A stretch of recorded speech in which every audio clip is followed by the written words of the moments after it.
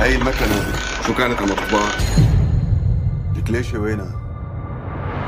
أنا شغلتي كمل شغلي مثلك، بتعرف لو مالك أخي شو كنت سويت فيك؟ فكرك عايشين ورا هاي المطبعة؟ بدون مصور عملة، مصور عملة، لك هي جريمة، هي جريمة، هي فضيحة. أنت ضابط مهمك. محسوبتك خريجة حبوس. المصاري مثل ما هن المشكلة يمكن يكون الحل. أنا بطلبهم من المقدم موسى.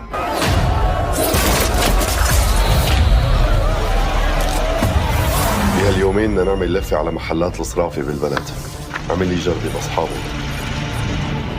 والعملية تكلفتها عالية، يعني أنت عم تحكي بحوالي 300 مليون.